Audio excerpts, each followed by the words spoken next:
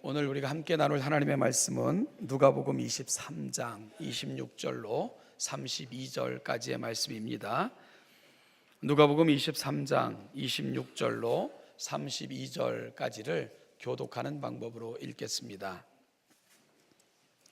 그들이 예수를 끌고 갈 때에 시몬이라는 구레네 사람이 시골에서 오는 것을 붙들어 그에게 십자가를 지워 예수를 따르게 하더라.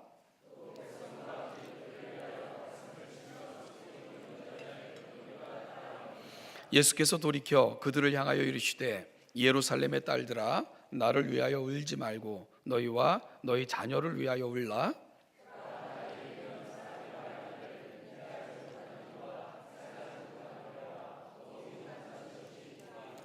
그때에 사람이 산들을 대하여 우리 위에 무너지라 하며 작은 산들을 대하여 우리를 덮으라 하리라.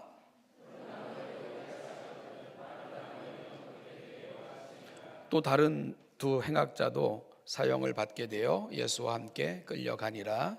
아멘. 요즘 길들이 참 예쁘죠. 이렇게 너무 이른 감은 있지만 거리마다 길마다 이렇게 봄꽃들이 만개해서 지나가는 이들을 참 행복하게 만들어주는 요즘인 것 같습니다. 물론 이 행복한 계절에 산불로 인해서 집도 잃고 삶의 터전도 다 잃어버린 채 지금도 고통 가운데 있을 또 그 주민들을 생각하면 가슴이 아픈데요. 한 주 동안 고통당하고 있는 그 강원도 우리 주민들을 위해 많이 기도해 주시길 바라고요. 저희 교회도 그들의 회복과 안정을 위해서 특별히 기도할 뿐만 아니라 헌금할 수 있는 그런 시간을 우리 당회와 함께 협의해서 결정하고 그리고 도울 수 있는 것들로 함께 할 수 있기를 소원합니다. 계획하고 함께 여러분들과 상의했으면 좋겠습니다. 모든 길들이 아름다운 것들로 이렇게 덮이고 있는 요즘, 오늘 저는 여러분들과 세상에서 가장 슬픈 길 이야기를 좀 하고자 합니다. 비아 돌로로사, 바로 십자가의 길입니다. 비아 돌로로사, 비아는 길이라는 뜻인데요, 돌로로사 슬픔, 다시 말하면 슬픔의 길이라는 의미입니다. 예수님께서 걸어가셨던 십자가의 길을 말합니다. 예수님께서 걸어가셨던 십자가의 길은 예루살렘을 방문하면 지금도 선명한 흔적을 띠고 방문객들을 맞고 있습니다. 지금은 그 길마다 이렇게 넘버가 매겨져서 그 넘버를 쫓아가다 보면 예수님이 십자가 골고다를 향해 출발하셨던 첫 지점부터 마지막 장사 지내진 지점까지 갈 수 있도록 그렇게 안내되어져 있습니다. 그렇게 붙여진 번호 1번은요, 지금은 우마리아 엘리먼터리 스쿨, 그러니까 우리로 말하면 우마리아 초등학교 정도로 번역이 되겠죠. 거기서 몇 마일 떨어진 곳이 그 제 1번 출발 지점인데요. 이곳이 바로 로마 시대에 빌라도의 관저가 있었던 곳으로 추정되는 곳입니다. 그러니까 예수님께서 빌라도의 관정에서 사형 선고를 받으시고 골고다를 향해, 그 언덕을 향해 걸어가셨던 바로 그 지점이 1번으로 이렇게 번호가 붙어지게 된 거죠.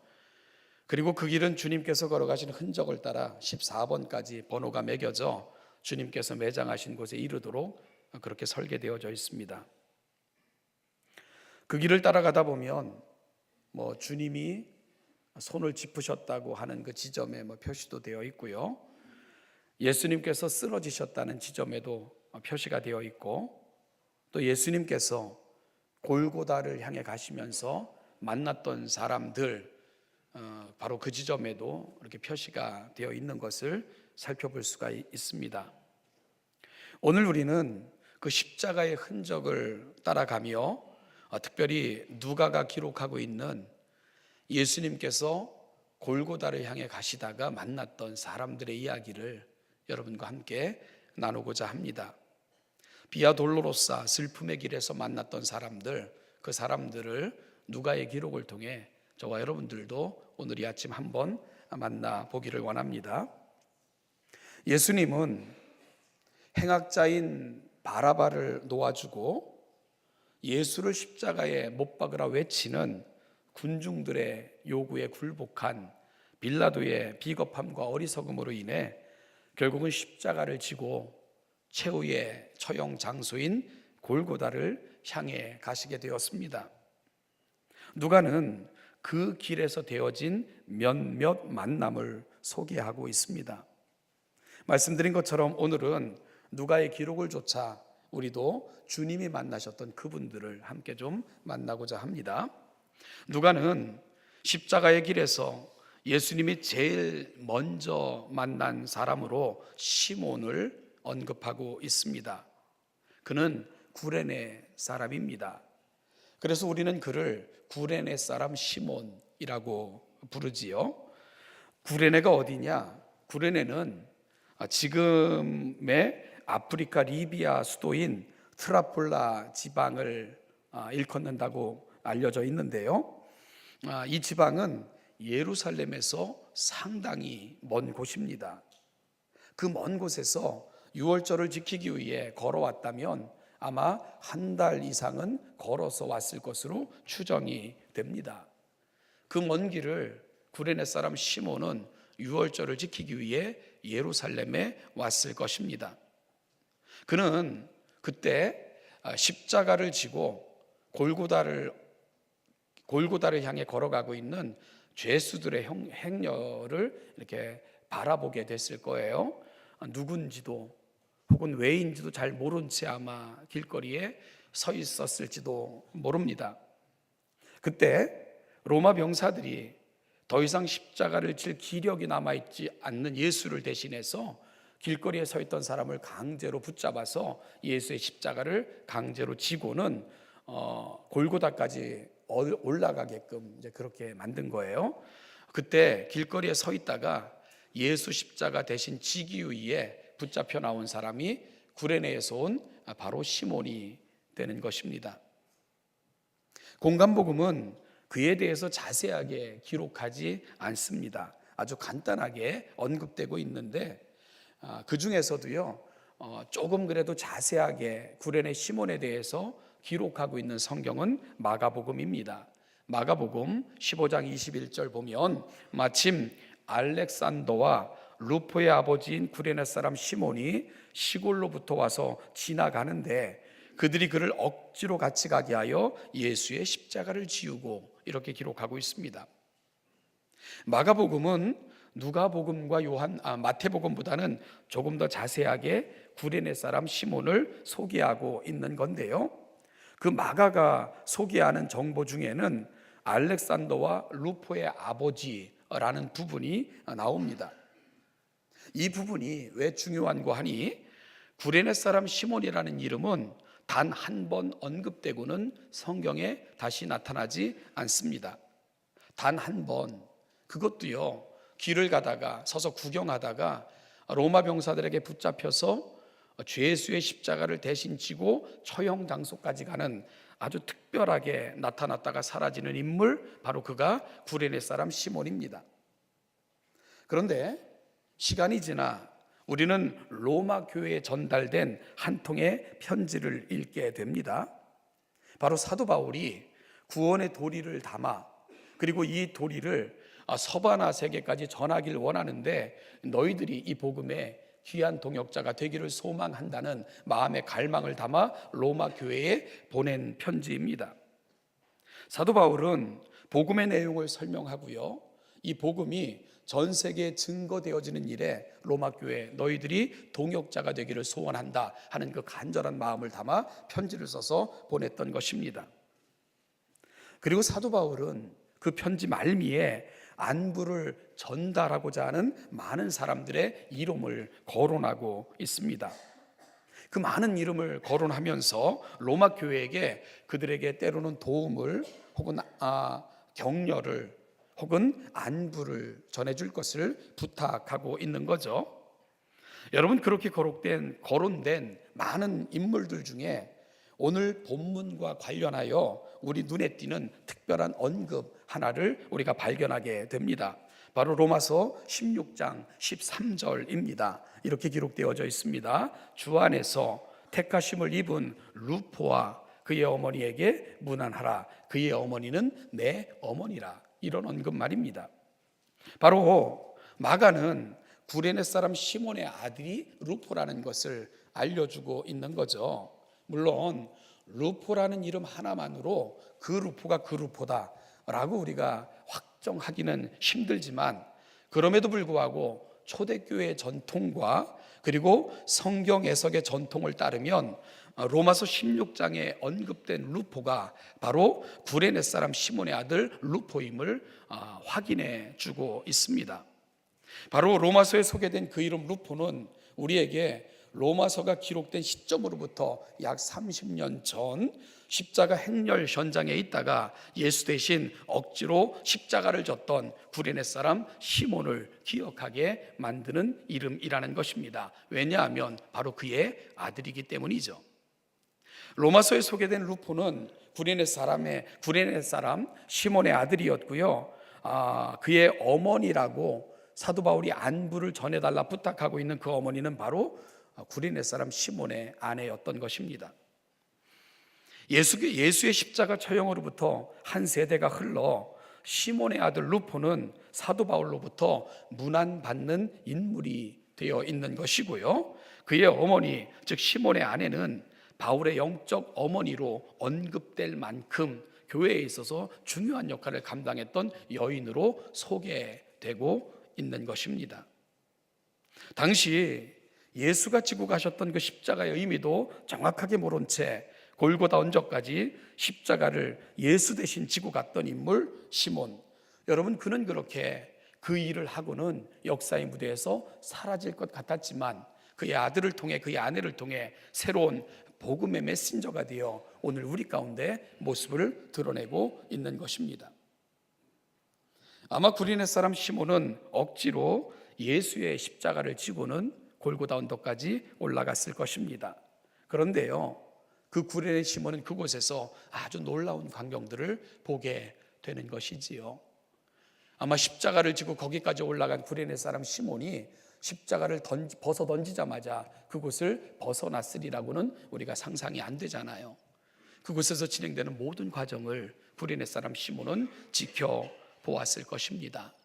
그분의 고뇌, 그분의 아픔, 그분의 입을 통해서 나왔던 말들, 구레네 시몬은 가장 가까이에서 그 모든 것을 지켜볼 수 있는 놀라운 순간을 경험할 수 있었던 것이지요.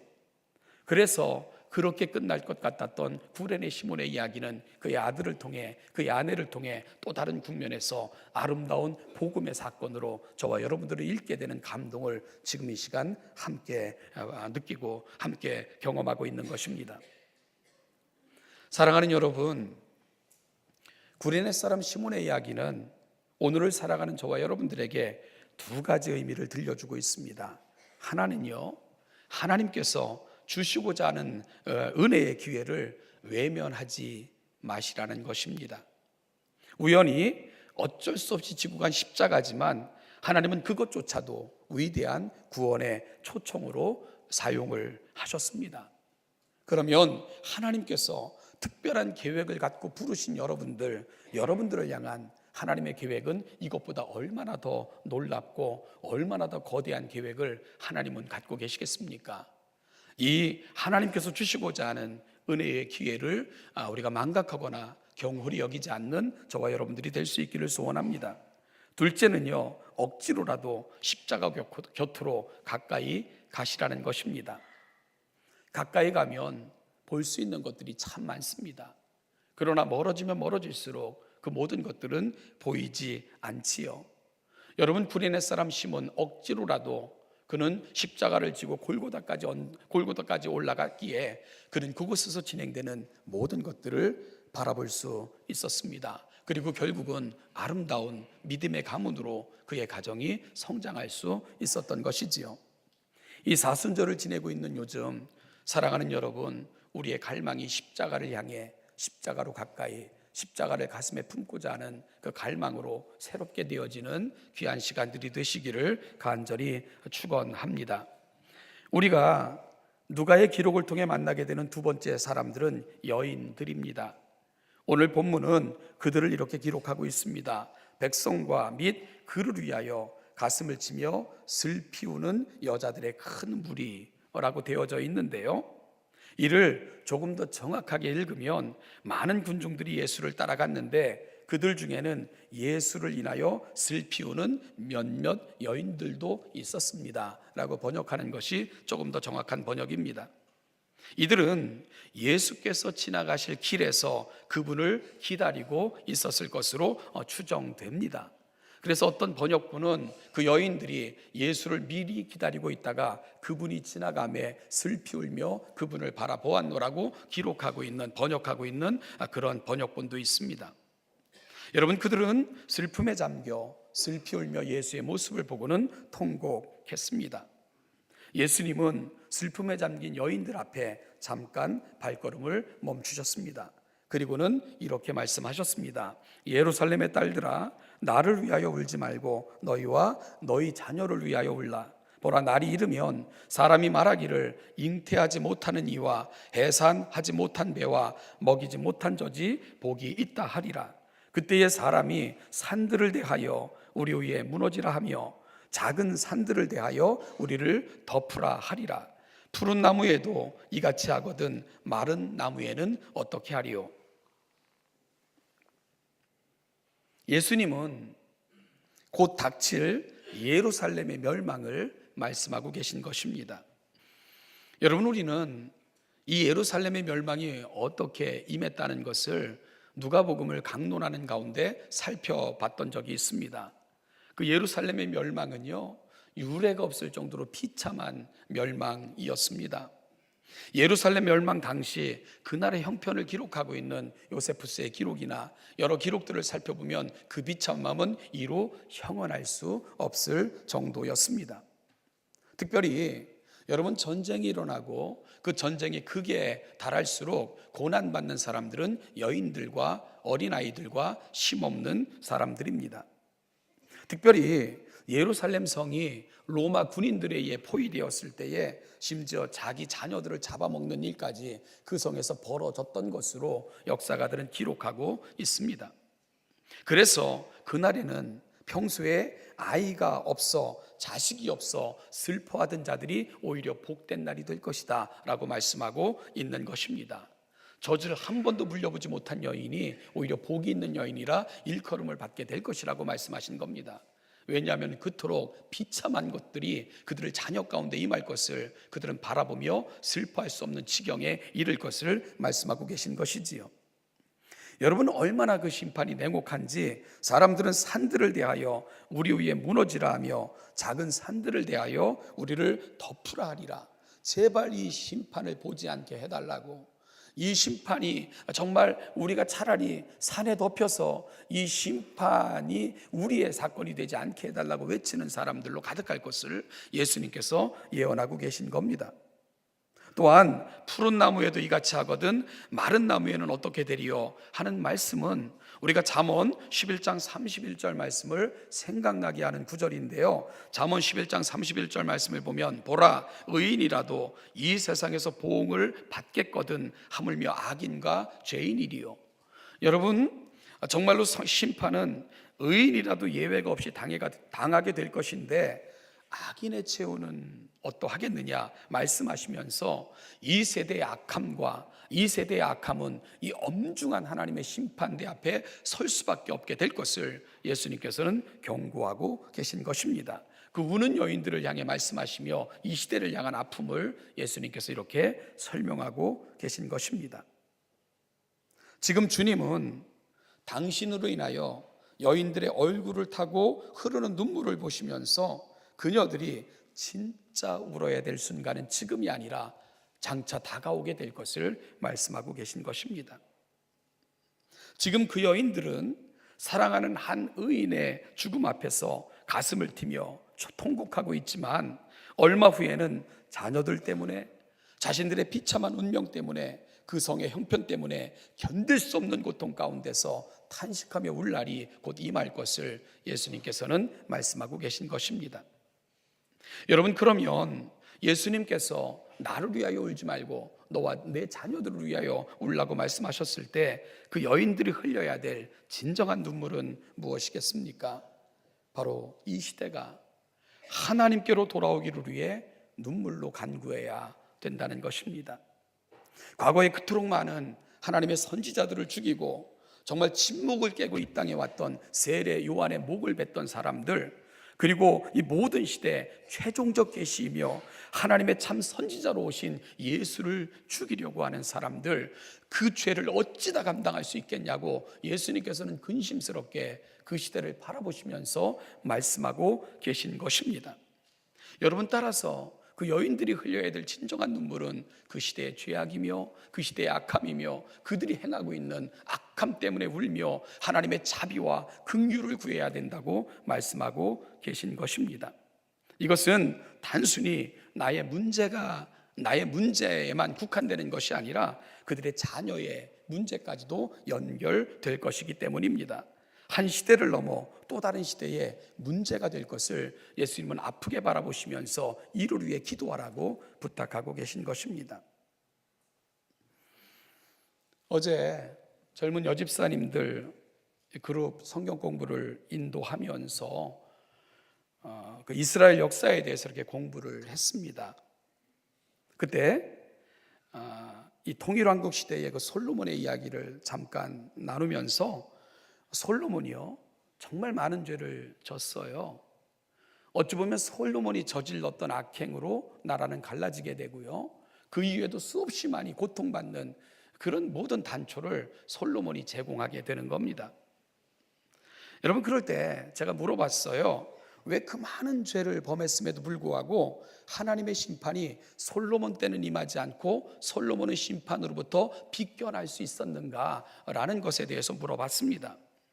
그리고 제가 설명을 했죠. 압이 잘 만나서 그런 거다, 그런 말씀 드렸어요. 앱이 잘 만나서 그런 거예요. 바로 다윗의 이야기입니다. 하나님께서는 온 마음으로 하나님을 사랑했던 다윗을 보시며 그 아들 대해서는 이런 심판이 일어나지 않을 것을 약속하셨기에 그 은혜를 솔로몬이 누렸던 것뿐입니다. 솔로몬이 의롭거나 다른 왕들보다 선했기 때문이 아니라 아버지의 기도, 아버지가 하나님을 전심으로 구했기에 그 아버지를 보시며 아들에게 하나님은 은혜를 베풀고 계셨던 것입니다. 그래서 솔로몬이 심판을 면할 수 있었던 것, 압이 잘 만나서 그런 거예요. 사랑하는 여러분, 내 자녀를 위해 우리가 가장 잘해야 되는 것, 그들에게 물려주어야 할 가장 큰 유산, 그게 뭐겠습니까? 예수 잘 믿는 것입니다. 우리가 좋은 신앙인들이 되는 것입니다. 그래서 우리 자녀들이 부모 잘 만나 좋은 신앙의 부모 덕이라도 보게끔 해야 되지 않겠습니까? 그래서 다윗의 다음과 같은 고백이 참 귀한 겁니다. 다윗은 시편 37편 23절로부터 28절에서 이런 고백을 들려주고 있습니다. 여호와께서 사람의 걸음을 정하시고 그의 길을 기뻐하시나니 그는 넘어지나 아주 엎드러지지 아니함은 여호와께서 그의 손으로 붙드심이로다. 내가 어려서부터 늙기까지 의인이 버림을 당하거나 그의 자손이 걸식함을 보지 못하였도다. 그는 종일토록 은혜를 베풀고 구워주니 그의 자손이 복을 받는도다. 악에서 떠나 선을 행하라. 그리하면 영원히 살리니 여호와께서 정의를 사랑하시고 그의 성도를 버리지 아니하심이로다. 그들은 영원히 보호를 받으나 악인의 자손은 끊어지리로다. 이것이 나이 들어 다윗이 그가 살아왔던 모든 인생을 가지고 내린 결론입니다. 하나님 앞에 그 말씀 붙들고 선을 행하며 살았던 사람들, 하나님은 그들을 아주 엎드러지지 않도록 보호하실 뿐만 아니라 그의 자녀들이 복을 받는다는 거예요. 그의 자손들을 걸식함에 내버려 두시지 않는다는 겁니다. 악인은 영원히 이 땅에서 사라져도 하나님은 그들을 지켜내시고 보호하신다는 것입니다. 사랑하는 여러분, 이것이 여인들을 향해 예루살렘의 딸들아 나를 위하여 울지 말고 너희와 너희 자녀를 위하여 울라고 말씀하셨던 예수님의 진정한 의미이기도 합니다. 사랑하는 신원제담께 성도 여러분, 여러분들의 가정도 좋은 신앙의 부모 만나 그 자녀들이 신앙 안에서 성장하고 그로 말미암아 복을 대를 이어서 받고 하나님의 은총과 은혜가 여러분 속에 늘 머무시는 아름다운 하나님의 은혜의 자리들이 다 되시기를, 그렇게 성장해 가시기를 주님의 이름으로 축원합니다. 마지막 세 번째로 십자가의 길에서 만난 사람들로 언급되는 사람들은 두 행악자들입니다. 이들은 처음부터 예수와 동행하여 골고다까지 올라간 것으로 누가는 기록해주고 있습니다. 사형을 받은 두 행악자도 예수와 함께 골고다를 향해 언덕길을 함께 올라갔습니다. 후에요, 한평 강도가 예수를 조롱하며 비판하잖아요. 골고다 위에 십자가가 세워졌을 때, 야, 네가 하나님의 아들이라면 한번 너도 구하고 우리도 구해봐. 그럴 때 한평 강도가 뭐라고 말합니까? 내가 보니까 저분은 죄가 없어. 우리는 우리가 행한 일에 합당한 보응을 받기에 지금 십자가 위에 있지만 저분은 죄가 없어 라고 이야기하는 것 보면 함께 올라간 두 사람은 많은 죄를 지은 행악자였던 것이 분명해 보입니다. 그렇게 해서 두 행악자와 함께 예수님은 죄인이 되어 죄인으로 취급되며 골고다를 향해 올라가셨던 것입니다. 그런데 사실 이 광경은요, 저와 여러분들에게 너무나도 익숙한 모습입니다. 왜냐하면 이사야 선지자가 이미 예언했기 때문입니다. 이사야 선지자는 일찍이 이사야 53장 12절에서 이렇게 예언했습니다. 그러므로 내가 그에게 존귀한 자와 함께 몫을 받게 하며 강한 자와 함께 탈취한 것을 나누게 하리니 이는 그가 자기 영혼을 버려 사망에 이르게 하며 범죄자 중 하나로 헤아림을 받았음이니라. 그러나 그가 많은 사람의 죄를 담당하며 범죄자를 위하여 기도하였느니라. 예수님의 사건, 그분이 십자가 골고다 위에서 행했던 모든 일들이 이미 자세하게 예언되어지고 있었습니다. 이 땅에 오실 예수님은 범죄자 중에 하나로 헤아림을 받을 것이라고 이사야 선지자는 예언했습니다. 그리고 그 말씀대로 진짜 사형수들 틈에서 죄수로 취급을 받고 예수님은 십자가를 향해 골고다를 향해 그렇게 십자가를 지고 골고다를 향해 그렇게 나아가고 계셨던 것입니다. 그러니 잘 모르는 사람들은 뭐라고 조롱하며 욕했겠습니까? 저런 십자가를 지기 합당한 죄인들 같으니라 라고 욕하면서 예수가 가는 길에서 조롱하고 했을 것입니다. 그런데 중요한 게 뭡니까? 이 모든 것들은 하나님의 섭리의 말씀대로 성경대로 이루어지고 있었다는 사실입니다. 사랑하는 여러분, 성경이 끊임없이 확인해 주는 것이 무엇입니까? 하나님의 말씀은 1.1획이라도 변함이 없다는 것입니다. 결코 변개되지 않는다는 것입니다. 여러분, 폐하여지지도 않고요, 성경은 기록된 이후 지금까지 단 한 번도 개정, 보완판 나온 적 없습니다. 성경은 기록된 그대로 지금까지, 그리고 주님 오시는 그날까지 그 말씀을 보존되어 그 뜻을 이루어가는 거룩한 하나님의 도구일 것입니다. 아니, 그 말씀은 하나님 자체일 것입니다. 사랑하는 여러분, 그러면 오늘 이 십자가 사건을 보면서 우리는 어떤 생각을 하는 것이 마땅합니까? 하나님의 약속은 반드시 이루어지는데, 그렇다면 성취되지 않은 그 남아있는 사건들은 뭘까에 대해서 우리는 질문해 보아야 하지 않겠습니까? 여러분, 무엇입니까?